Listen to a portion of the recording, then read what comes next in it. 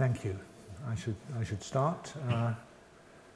Before I start, I'd just like to say how much I've enjoyed giving these lectures so far, and I'd like to thank the Collège de France and Foundation Hugo and Professor François Recanati for inviting me. It's been a pleasure. So this is now lecture 4, and I've got quite a lot to get through, so I won't read all that. I'll just move along. And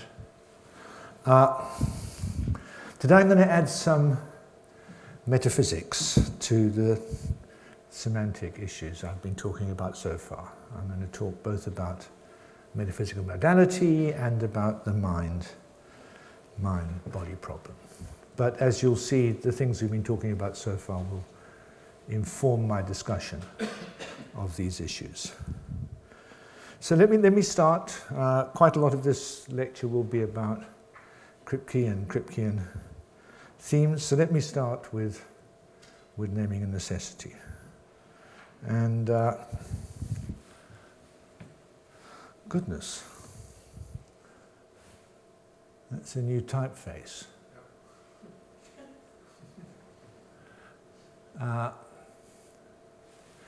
I think I can live with that. Sorry about that. I don't know where it came from.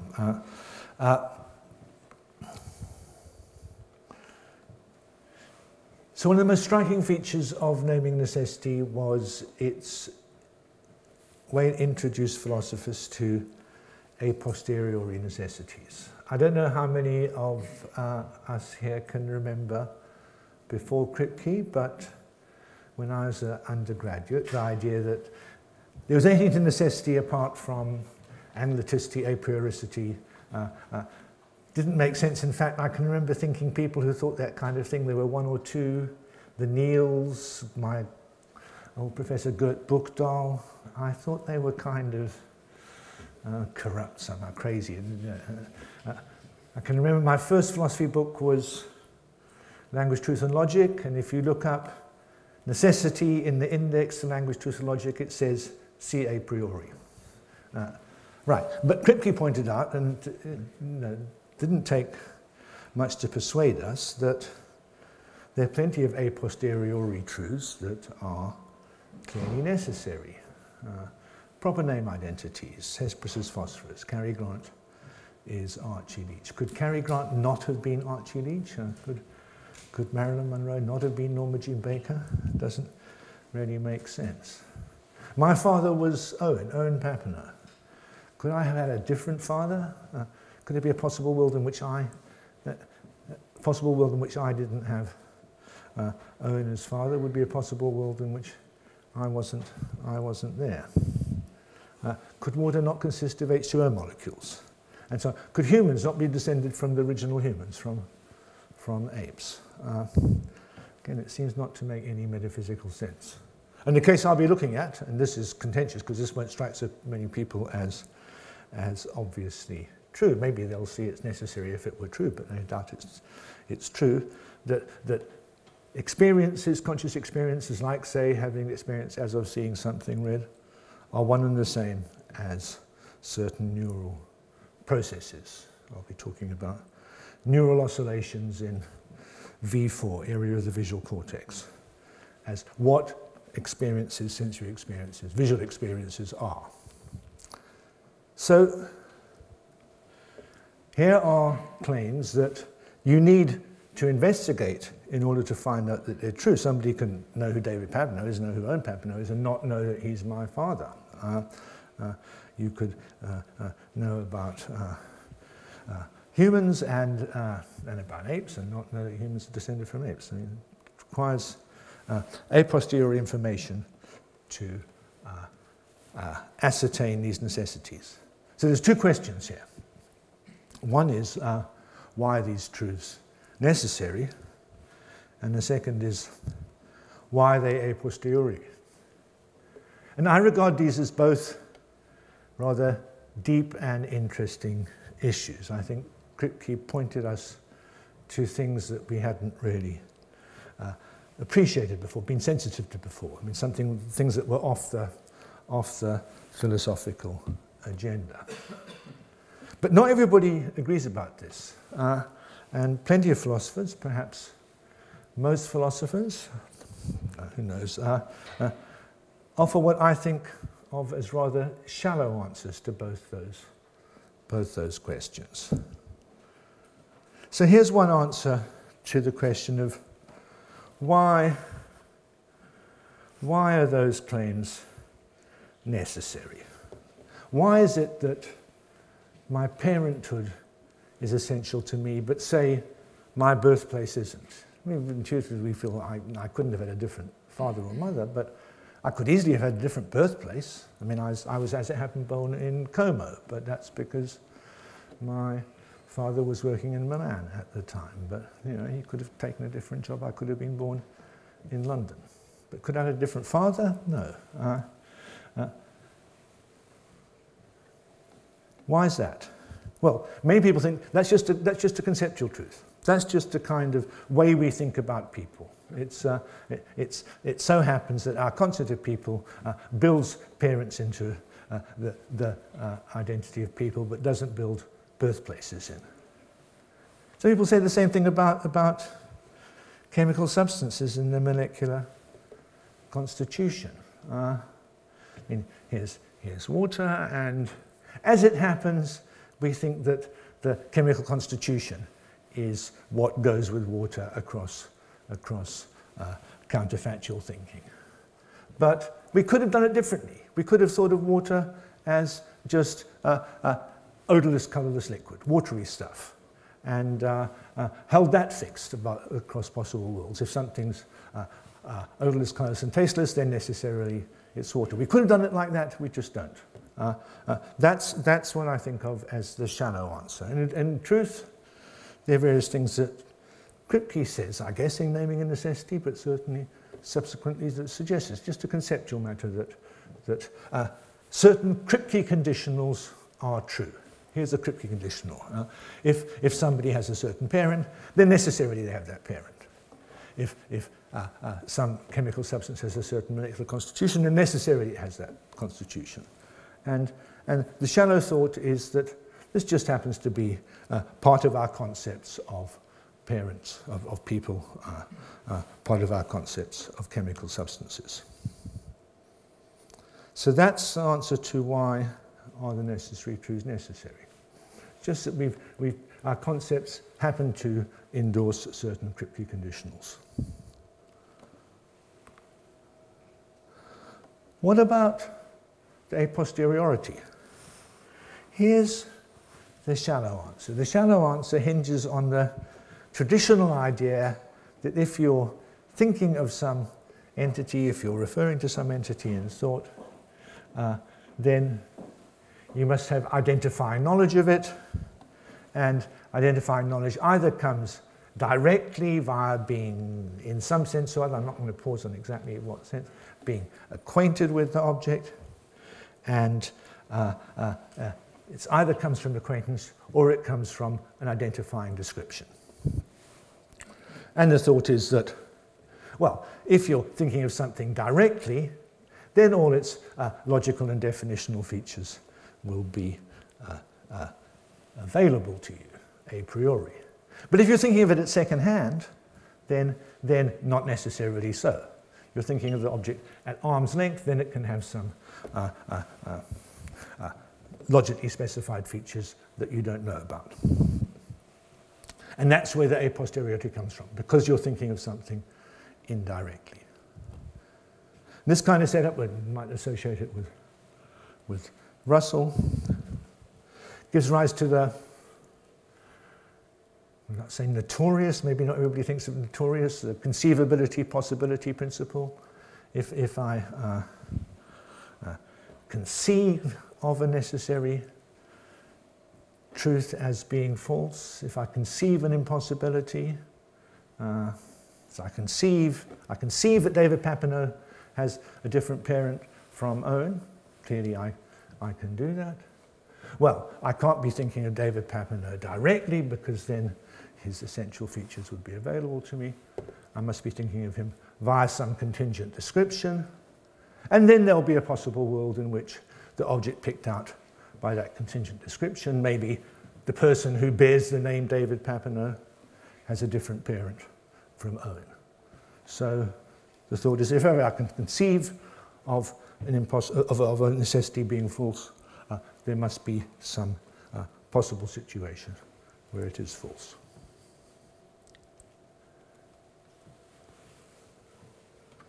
Now, I'm not going to question these two shallow answers. And first, the first one, that it's just a matter of convention that we regard certain features of entities as essential to them. Well, maybe the necessity of identity is just forced on us by logic. And we can, the issues here about which features of our thinking commit us to quantifying into modal context.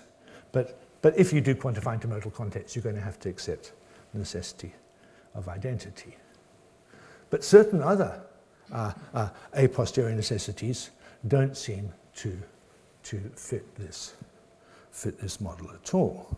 I mean, why are parents and not birthplaces essential to people? I mean, why semantic constitutions essential to chemical substances? I don't think that's just a matter of convention. I think a community, you can imagine a community that talks about people, they could refer to people, they knew what people are, but took their birthplaces to be essential to them, but not their parents. Now, you couldn't have been born in a different place, David Papineau. You could have had a different parent, but you couldn't have been born in a different place from Coma. I don't think they just have a different concept of people. I think they'd be wrong. They'd be substantially wrong. That's not true. It's not true that my birthplace is essential to me in the way that my parenthood is. And the same with chemical substances. It's just not true that the appearance is essential to chemical substances in the way their molecular constitution is. Now, in fact, I think I've got an explanation of why we adopt the Kripke conditionals that we do. And I think it falls out of something I touched on in earlier lectures. And this is the idea that Millikan calls substances. Substances are entities whose instances share many properties. I talked about them back in lecture 1 as the feature of the world that allows us to represent great bodies of information in a very economical and easily processable way. And I want to show you that the same features of the world account for the necessity of certain features of objects, account for why we have the Kripke conditionals that we do. So the idea of substances is that they're entities in which, put it like that, the instances of entities share many properties. So chemical substances are the obvious one. All the instances of gold, all the samples of gold share the same, and there's a pile of things. Density, color, conductivity, electrical conductivity, heat conductivity, disposition to combine with other substances in certain ratios, and so on. A large number of properties cluster in the instances of gold. Same with biological taxa. In Mill's example, Mill was one of the first to point to this feature of substances. All the horses, he say, they share certain shaped neck, they share manes, they share tails, they share hooves, they share a certain rather strange digestive system. You notice an animal that's got one of those features, you can infer that they've got others. It's not just a matter of definition. These features cluster together, they're correlated, they predict each other. That's why if you notice that the entity has one of those features, you can predict more or less it will have all the others. Persisting objects you can think of as analogous to this. Persisting objects are just ordinary things like this computer or me. And they persist through time. And you can think of the instances as the time slices of them. If you don't like time slices, just think of your encounters with persisting objects. You keep on meeting them. And the things that you meet will share a lot of properties. Take me, I have a certain accent, I have a certain physiognomy, I have a certain gait, and you notice that an individual's got one of those, you can predict all the others. So again, all these features cluster together. Across slices of individuals, you get strong correlations of a bunch of features. And you might wonder, it's a perfectly good question, why is it that in substances, I mean, take any substance, why is it that these features cluster in this way? This is something that calls for explanation. I mean, here's a general principle, the principle of common cause. If two properties are correlated, either one's causing the other or they have a common cause. The kind of cases we're looking at doesn't look like the different properties cause each other. The horse's mane doesn't cause its digestive system, nor vice versa. My gait doesn't cause my appearance of my face, nor vice versa. There must be some common cause. And in fact, if you think about all these cases, there is something like a common cause. In the case of chemical substances, the common cause of all these clustered properties is the molecular constitution. That explains why all the samples of gold have same boiling point, same melting point, and so on and so on. It's because they're all made of a certain kind of atom. With biological taxa, there's debate about this. Should we think of their genomes as the common cause? I think that doesn't work right. I think it's better to think of their shared ancestry as the common cause. Millikan divides substances into those that have an internal, intrinsic common cause, like the chemical substances, and those that have historical common cause. They're all copied from the same originals. I think biological taxa fit the second kind. They're historical substances. I think persisting objects you can think of like biological taxa, except they're a bit different because it's not that all the descendants are part of the same thing. You can have twins branching off. But still, the reason that for many of my properties, all of my stages have those properties is because they're all copied from the same original, or they're all copied from earlier ones. And in line with this, it's natural to think of the super-explanatory property, the property that explains all the other properties, as essential to the entity. Think of it like this. I mean, you take away the super-explanatory property, you kind of take away everything else. I mean, normally when we think counterfactually, you know, if I'd been born in London, well, maybe a few, but most of my other properties would still be there. If I had different parents, you take away everything. Right? Imagine that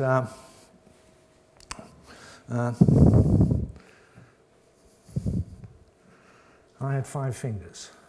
Imagine I had 6 fingers. Well, you can imagine that, and most of the rest of the stays. Imagine that I'm not descended from humans. Now it's not clear what you're supposed to imagine. So when we think counterfactually, we tend to take the entity in question to go with its super-explanatory property. So that's the reason why we have the Kripke conditionals we do. I mean, it's a matter of a posteriori fact that certain features of me are essential, certain features of substances in general are essential to them. It's not just a matter of convention.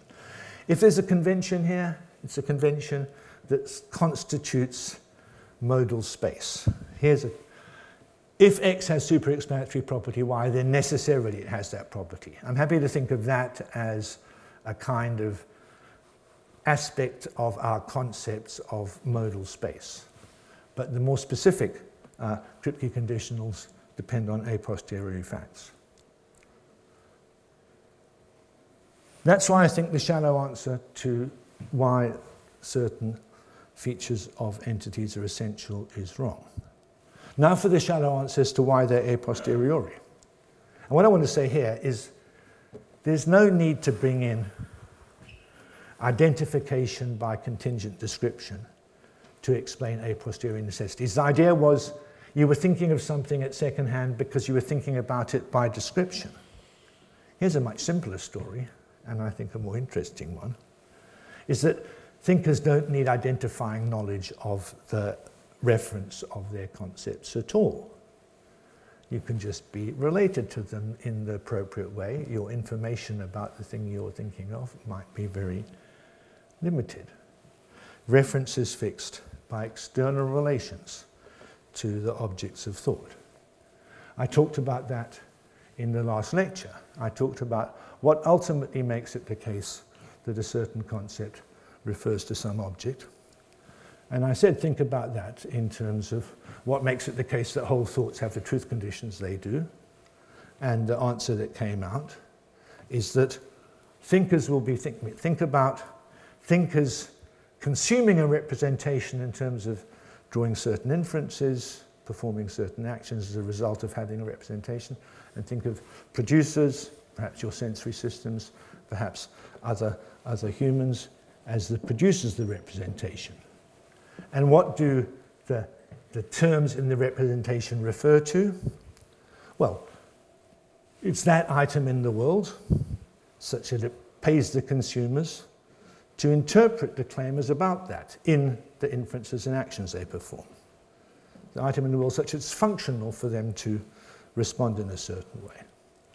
And as we saw in standard cases, and not necessarily all cases, that item will just be the origin of the practice of accumulating information about the referent. And this, of course, is very much in line with Kripke's account of the referential value of proper names in naming a necessity. There's nothing in there, if you remember, about identifying descriptions. Certain interpreters of Kripke have come along later and said, well, he has in mind that there's an identifying description. But the basic story, if you remember, is there's an origin and the name spreads, and now the name in the mouths of later users just refers to what was at the origin of the practice. And the users might have, the thinkers might have very little identifying information of the object. I mean, incidentally, I'd just like to throw this in. I mean, I think of this as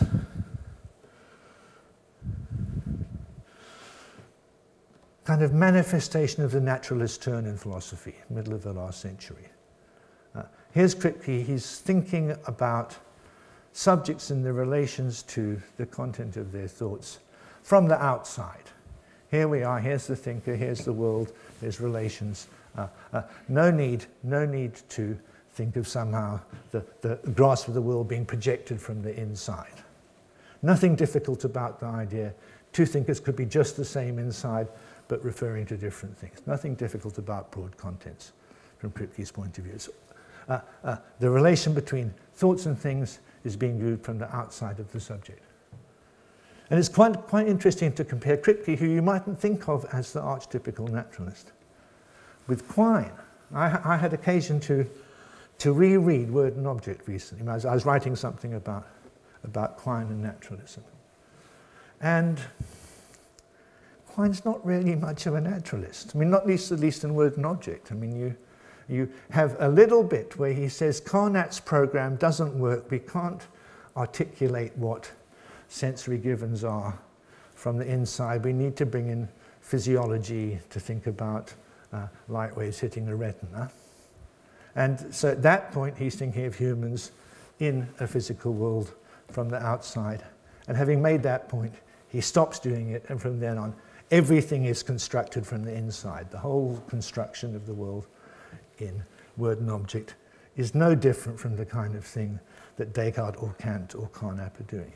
So Kripke is the first true naturalist. Thought I'd just chuck that in.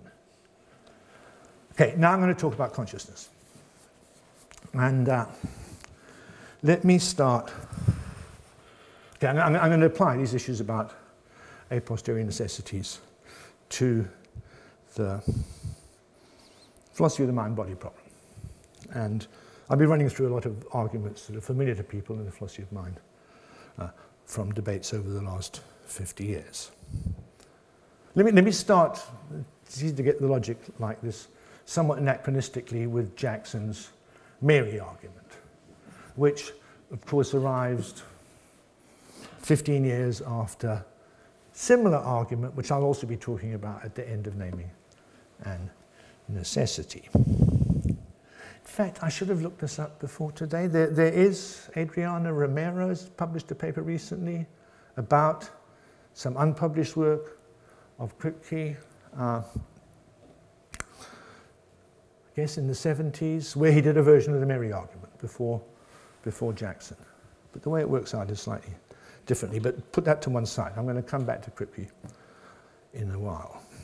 So I take it we all know the Mary argument. Mary's a future brain scientist. She's a whiz at colour experiences and everything there is to colour experiences as a scientist from the outside and so on, but she spent all her life in a black and white house and has never had any red experiences herself.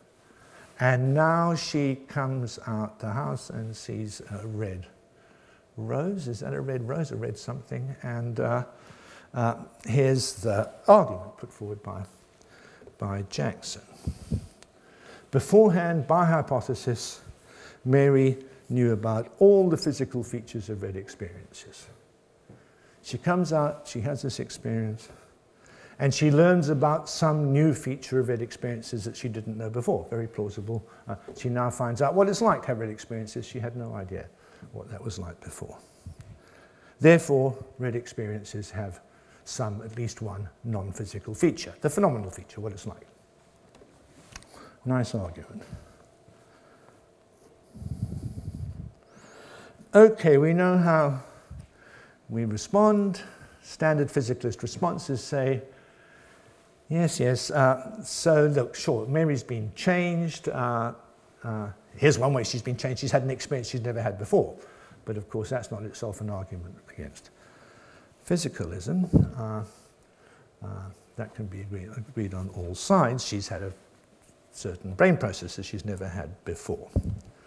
But the physicists can then add in that as a result of having these processes going on in her brain, certain kind of activity, certain kind of oscillations have been simulated in V4 by the red thingy, whatever it was.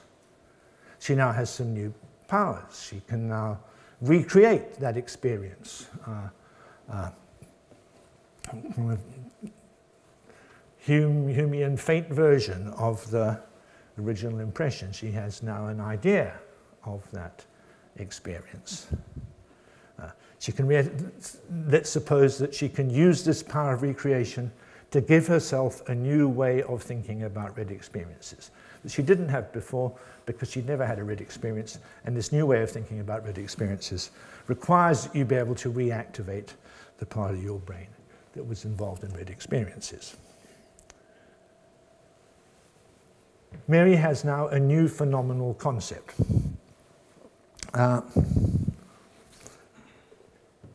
So she can think with this new phenomenal concept P.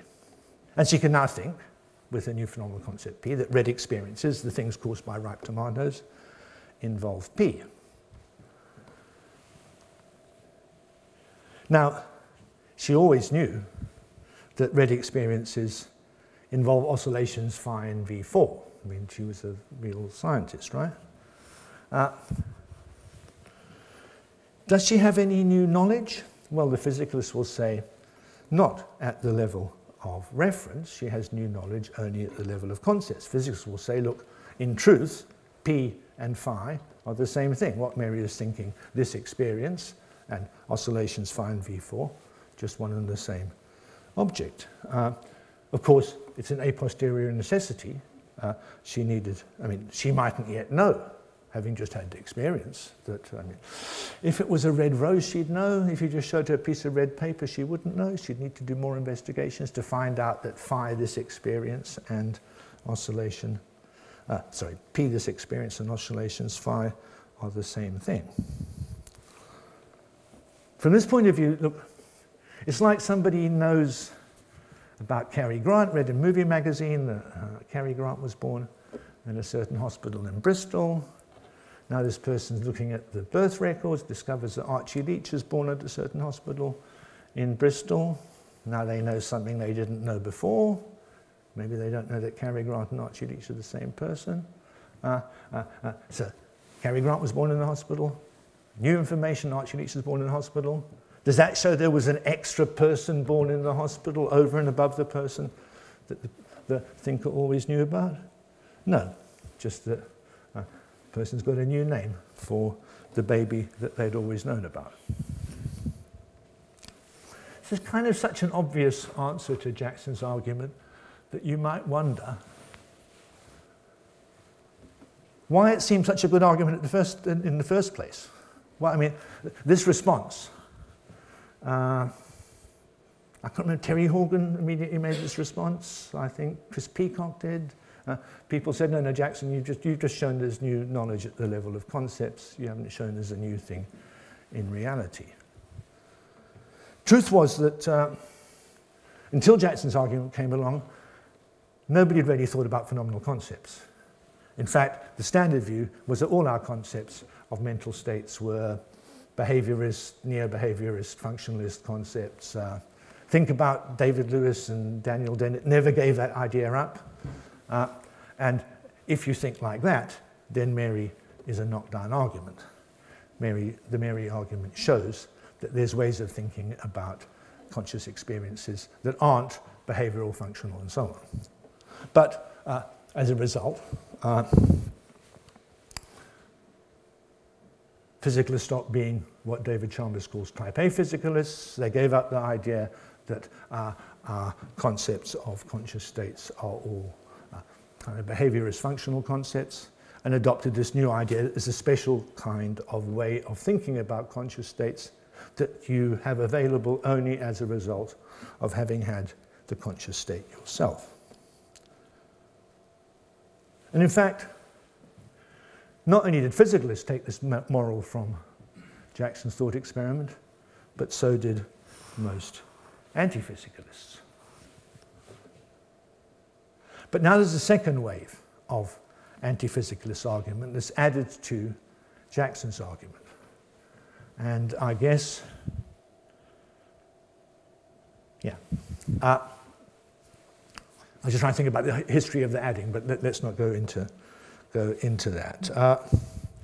The second wave says, well, that's fine. Okay, we got phenomenal concepts, and at first pass, there's nothing in Jackson's argument to show it's any different from the Archie Leach Cary Grant case. We just got two concepts refer to the same thing. But, say the anti-physicalist, there's something special about phenomenal concepts that is inconsistent with the idea that we have an a posteriori necessity here. And this goes back to the first shallow Russellian idea, that if you've got an a posteriori necessity, you must be thinking it second hand. So this is the two-dimensional argument against mind-brain a posteriori identities. The thought is that, as we saw earlier, on the Russellian idea that either you refer by acquaintance or something like that, or you refer by uniquely identifying contingent description, you only get an a posteriori necessity in the second case, where you're referring by contingent description. But, and now comes the punchline, phenomenal concepts don't refer by contingent description. The thought, this feeling couldn't refer to something different in some different possible world, like the tallest possible man, or the person called David Papineau might refer to something different. Rather, phenomenal concepts refer directly. So they're going to reveal the nature of their reference to the thinker. So this supposed identity, the experience, this feeling is one and the same as the neural oscillation, ought to be a priori if it was true. But it's clearly not a priori, so it can't be true. I mean, intuitive, the idea is, look, when we're thinking with phenomenal concepts, we're thinking about the reference directly, immediately, so all their necessary properties ought to be available to us. But you can't see when you introspect your conscious experience, that it's a physical state, that it's neural oscillations. So it can't be. That's the gist of a two-dimensional argument against materialism. Okay, I don't buy any of that argument. And that's because I denied, as I did earlier on, that a posteriori necessities require contingent description. Why can't two terms just refer to the same thing brutally, without the aid of any identifying knowledge? I've got two terms, they're set up so as to refer to the same object. And in fact, back in the first lecture, we saw we get into all kinds of problems, that if we suppose that as soon as you have two terms that refer to the same thing, but the subject doesn't know, they've got to be somehow semantically different. Right? That idea got us into troubles long before we started looking at consciousness. I don't see what, there's a question mark that should have come out there. I don't see what's wrong with phenomenal brain identities being, as it's sometimes said, brutally necessary. The terms that don't have to be semantically different. They can just be 2 million names. They're different names, and that's what makes the identity a posteriori. People say, well, look, if they're the same name, how can you, they've just got the same content. How is it possible for you to think P is not Q if they're just the same content? And I want to say, look, what's so hard here? I put down one name, I put down the other name, I put not equals in between, and there you are. I've managed to think a thought which is, as it were, brutally impossible. But what's the difficulty about that? That's why Ruth Millikan's book, around 25 years ago, was called White Queen Psychology. Alice Through the Looking Glass says to the Red Queen, I'm sorry, I just can't believe impossible things. And the Red Queen says, I dare say you haven't had enough practice. Okay. I don't want to go on too long. Here's something that you might think I ought to be worrying about. I'm saying that if we understand the real Kripke, we'll see there's nothing to this two-dimensional argument against materialism, nothing to this kind of Russellian-based way of knocking out standard materialism. But slightly worrying thing is that my opponents at this point say, but look, at the end of Kripke's book, Naming a Necessity, there's just our argument. The argument we've been running is being run by Kripke. So there must be something wrong with what you've said. So this is the argument at the end of Naming a Necessity where Kripke challenges the materialist to explain the appearance of contingency of mind-brain identities. He says, look, here you're going around saying pains are C fibers or red experiences, oscillations, phi. But Kripke says, look, this appears contingent, and you've got to explain the appearance of contingency. And you can't explain it given that your phenomenal concepts don't refer by description. And my opponents standardly read Kripke. In fact, I've got a paper where I list a dozen people, including me, reading Kripke in this way, as arguing here that the problem is that this mind-brain identity is a posteriori, and a posteriority requires terms that refer by description. And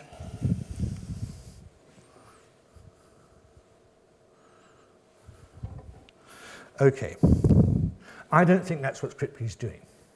I don't think that line of argument is at all Kripke, and I don't think It's what Kripke's going in for at the end of naming necessity. I think what I've got here, that the appearance of contingency means a posteriority, and that the problem with phenomenal concepts is they don't refer by description.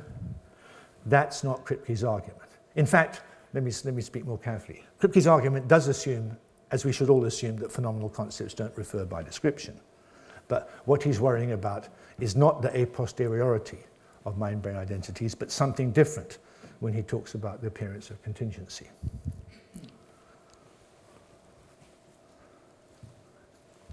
In fact, if you think about it, could Kripke really be running the argument that everybody assumes he is?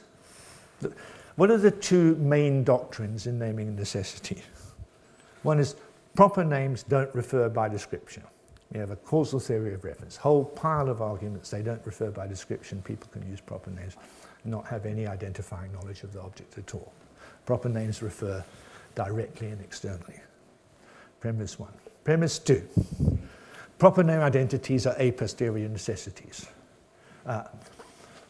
If he was running a line of argument at the end of the book, which required him to deny the conjunction of those two things, you'd expect him to say so. But he doesn't. He doesn't at any point back off either of those claims. Proper name identities clearly are a posteriori, Hesperus, Phosphorus, Marilyn Monroe, Norma Jean Baker, whatever. And proper names refer as a result of causal chains. They don't refer by descriptions.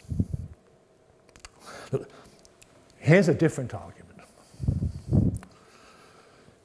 Kripke isn't worried about the a posteriority of the mind-brain identity. I mean, if he was, he'd say so. I mean, he'd say, look, there's a puzzle about how people can conceive this, how people could think that that was false on the materialist account. But that's not what he says. He says the trouble with this claim is it appears contingent. Contingent being it appears to be both true and possibly false. And his worry is how can physicalists who think it's true account for this appearance? I mean, of course, physicalists, once they recollect themselves, remember what they're thinking, will say, no, I don't think it is possibly false. I mean, there's the feeling and the neural oscillation, the same thing, the one thing, how can they come apart? I don't think it's possibly false. But still, it looks like they owe us some explanation of what they were thinking when they thought it was possibly false. If you say to a physicalist, look, what do you think about zombies? You know, being just physically just like me, got no feelings. Most people say, oh, okay, that seems, I don't believe in that, but they won't say that whole thing doesn't make any sense. Compare it with somebody who says, look, you think Marilyn Monroe is Norma Jean Baker, right? And now imagine Marilyn Monroe not being Norma Jean Baker. Can you, the physicalist will say, well, not the physicalist, but the believer in identity will say, I don't understand what you're asking me to do. Well, what am I supposed to imagine? There's just one person there. How can I imagine them coming apart? But no, that's not what the physicalist does in connection with the mind-brain identities. They don't say, I don't understand what you're asking me to imagine. There's just one thing here. What am I supposed to imagine? So Kripke is pointing to this fact, that the physicalist oughtn't to be able to entertain the idea that minds and brains come apart, given that they're committed to the identity. Once they've embraced the identity, why should they think that they can come apart? Now Kripke says, well, look, here's a natural way for them to explain what they're thinking when they think the two things might come apart. They might invoke the possibility, the idea, that one of the terms, the phenomenal concept, refers by description. And then what they were imagining was that description didn't pick out the brain state. But as Kripke quite rightly observes, that explanation isn't available to the physicalist. You need some descriptions on the left-hand side, as it were, to be able to cook up a possibility that you had in mind when you were thinking that zombies were possible, that the two things might come apart. But the physicalist story that we have on the table at the moment is that you've got two terms that refer directly, and now there shouldn't be any room for you to think that that thing can come apart. What are you thinking when you think that thing can come apart? Kripke challenges the physicalist to explain on the assumption that they're thinking of pains in a way that can't come apart from the appearance of pain. They're thinking of physical states we suppose in the same way. How can they think that those two things might come apart? And Kripke says that's a problem for the physicalist. And indeed it is a problem for the physicalist. Look, it's different from the two-dimensional argument. It's not saying that these two terms refer directly and therefore it ought to be impossible for you to suppose that the two things come apart. Kripke doesn't have any problem with the idea that people mightn't know that P equals phi. His complaint is that after you embrace that P equals phi, how can you still think they might come apart? How are you going to explain that? And that is a real challenge for the physicalist. The physicalist can't say, oh, I'm imagining that one of the descriptions has come apart from the thing because there's no descriptions around. What's the physicalist supposed to be imagining? Okay, so that's kind of a little puzzle for the physicalist. But in fact, I think now we're clear about what's going on. It's easy enough for the physicalist to answer. And indeed, Kripke says at the end of Naming Necessity, well, the challenge is to explain away the intuition that, explain away the appearance contingency, explain away the intuition that zombies might be possible, explain away the intuition that you could have the pain without the brain state or vice versa. Well, here's another way of explaining it. Why not just acknowledge that physicalism is highly counterintuitive, that it seems wrong. Even when you're a physicalist and you look at all the arguments, it still seems a bit weird to say this feeling and the brain state are one and the same thing. Natural thought, it's counterintuitive. Natural thought is there's two different things there. And I've always said this from the start of writing about consciousness, before I got into all these semantic arguments, that what's really puzzling about consciousness is that we have this strong intuition of distinctness. We have compelling arguments in favor of materialism, and then we have the feeling that it can't be right. And the feeling has always been there. So I want to say that's why zombies seem possible to physicalists. They intuitively disbelieve their own physicalism until they remember that they're physicalists and they say, no, zombies aren't possible. It's not quite that I'm showing you why the identity seems contingent to physicalists, might seem simultaneously true but possibly false. I've got the physicalist kind of got two frames of mind. The intuitive frame of mind in which the identity seems false, and then the theoretical frame of mind in which you're committed to its being true. So there's no frame of mind in which it simultaneously seems true and possibly false, as there can't be because there's no descriptions around. But the situation where half the time you think it's true and half the time you think when you kind of slip and you let your intuitions take over, you think it's false, it's close enough to its appearing contingent to explain Kripke's challenge, I think. Okay. So that leaves us with the problem. There is still a problem for physicalists. Why is it that we have this persistent intuition that mind-brain identity is false? And that's indeed a good puzzle. But it's not a new puzzle. Every materialist has always faced this issue long before we started getting into Kripke and semantic arguments and so on. In fact, outside philosophy, there are plenty of people who write books. I mean, evolutionary anthropologists, psychologists write books about intuitive dualism. There's Paul Bloom, Yale psychologist, a book called Descartes' Baby. It's called Descartes' Baby because the challenge is to explain why humans are natural Cartesians. They're mind-brain dualists. And it's kind of somehow built into our natural development, says Paul Bloom, that we should be dualists.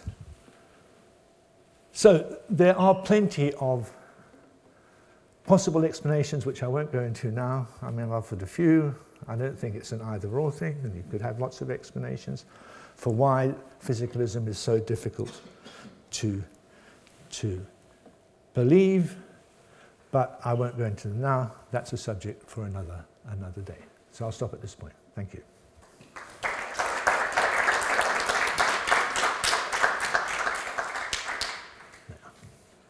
So I've left 10 minutes for questions. Gregory.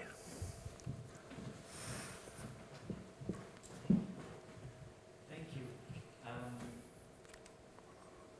I'm wondering, so if you were right about Kripke, so I agree that in Kripke there are these two strands and it's a curiosity, but at the same time he provides this million theory of proper names, and at the same time he also says some things about Hesperus and phosphorus, and he says that in this case it seems that it might have turned out that Hesperus is not phosphorus, and so he provides this blueprint of two-dimensionalism, and he says what's going on is that we conflate the referential statement with a qualitative statement, D1 is the D2 or something like that.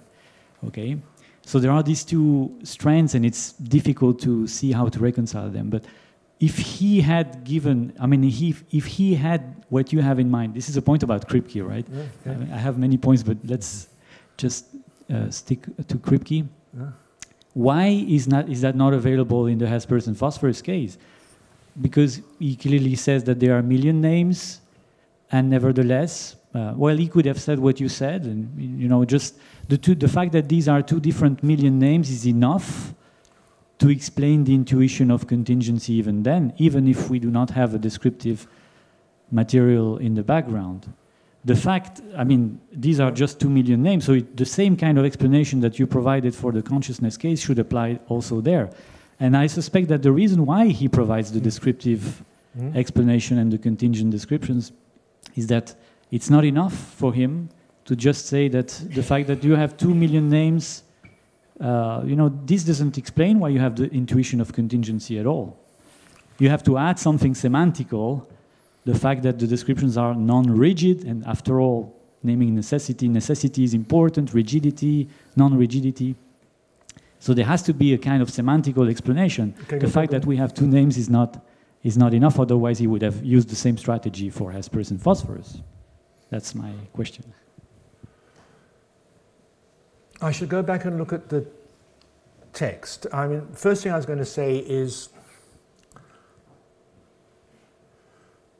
Kripke's clear throughout the book that while many proper names have their reference fixed by a causal chain, no descriptions in play, it's perfectly possible for a name to have its reference fixed by a description. And he says that in the context of saying the name would still be a name, it still therefore be a rigid designator, so the rigid designation and the causal theory reference can come apart. So we do have some names whose reference is fixed by description, or something in that ballpark. Then he's talking about Hesperus and phosphorus, and he wants to explain, before he gets to the end of the book, this is what you're pushing me on, that the identity appears contingent. And then he brings in the names. And why didn't he just say, look, well, it won't work. I mean, there's no persistent intuition that they're different things.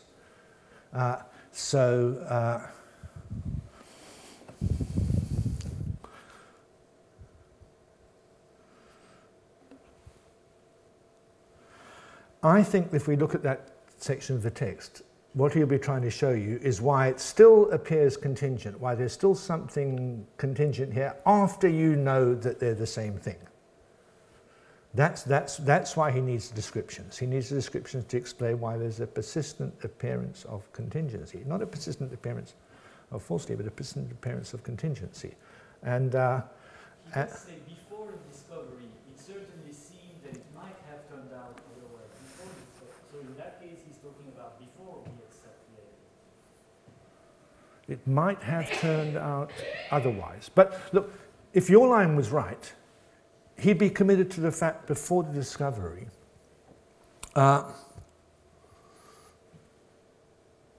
we couldn't have disbelieved it.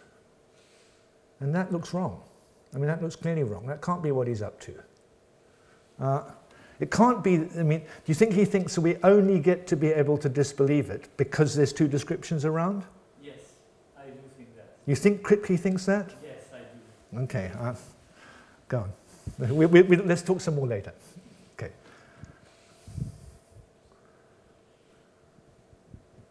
Thank you. Yeah. Thanks, David. So, question about the first half of the talk. Yeah. I guess I'm not clear what exactly you're denying when you deny the relevance of identifying knowledge in the course of that reflection on the a priori part, a posteriori part. Yeah. And I guess this touches just on a quite fundamental issue about what you mean when you talk about concepts. Right. You want to treat them as name-like, and you talk about concepts having referent. But surely, I mean, despite the very diverse use that we can put that word concept to, we want to say something like concepts can be empty. There need not be something that instantiates a concept. Good. So at least in that respect, they're not name-like. I mean, in that respect, they're not like a million name. You only have such a name where something's being named. Okay. So in that respect, there's quite a fundamental difference. They're not just polysemous names. But then, of course, if you allow for that, it just seems that you have a quite trivial sense in which possessing a concept requires having identifying knowledge. It's something distinct from just, in fact, being able to name some kind of extension. There's something different from that. Now, I was wondering to what an extent, what exactly you were denying, since the talk about concepts was framed so much in terms of a naming and reference. So I'm not sure if you were at my first lecture. I think possibly... I was. You were? Yes, Okay. and this is a question I've asked myself since then. Okay.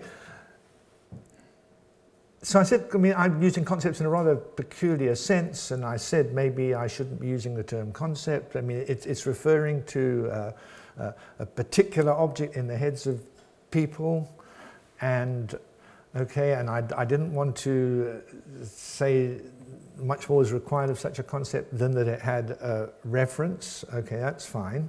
And given that, you might well press me on what do I say about non-referring concepts. Are they all the same type of concept? That looks a bit weird. Surely you want to make distinctions among different non-referring concepts. That it would be a jump from that to saying that the non-referring concepts require purported uniquely identifying information about their putative reference. I would want to deny that, but so... Sorry, yeah, what are you denying when you deny that someone who possesses a concept has identifying knowledge? It just seems that if we have such a thing as, let's say that concepts speak of properties, and sorry about this terminology, but let's just say a way for things to be or a property, and that's distinct from whatever may be instantiated by that property. No, I don't want any such properties to be attached across the board to concepts. And sometimes they might be, but it's not crucial. I mean, I'm very happy that you know, just be a complete... I pick up a word from somebody, I open a file in my head, I forget what the word was that caused me to open the file. Kind of nothing there. It still refers to the object. That's the view I have. I don't see what's wrong with it. Now, you might say, hang on, but now all referring concepts are going to be of just the same type. And at that point, I have to start saying something more about how we distinguish between non-referring concepts when we attribute them to people and so on. But I really want to be very non-informational about what it is to possess a concept. Okay. The thing is that, sorry. Perhaps we should talk more afterwards. Yeah, no. One more question.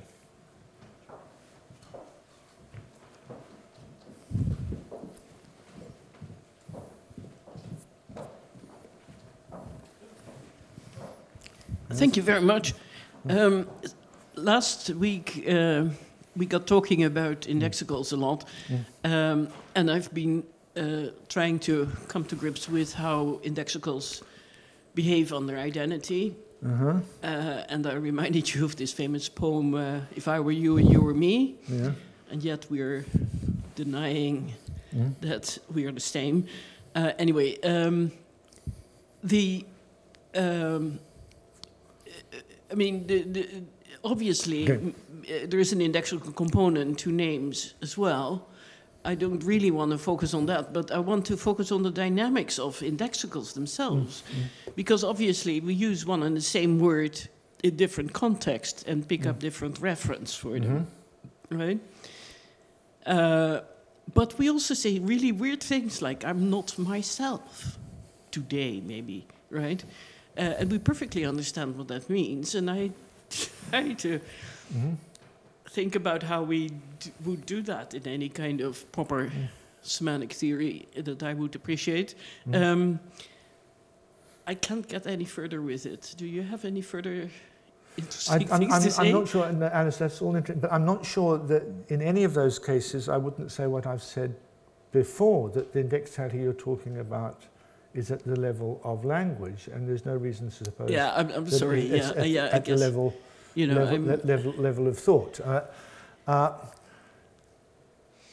There's an issue about how my opponents, who mightn't agree with what I just said about there being no indexicality in thought, what they'd say about a posteriori identities involving indexicals, where it's not a matter of contingent description, it's a matter of indexical reference, and you can have a posteriori on the face of a posteriori identities of that kind. But I think that if we went into that, they'd say roughly the same thing that they say about descriptions, that you're referring at second hand, and that's why the necessary truth isn't a priori. Yeah, I think philosophy of language is about language and not about philosophy. Thank you, sorry. Well, I think the time is up, so thank you all very much for coming. Thank you. Thank you very much. Thank you.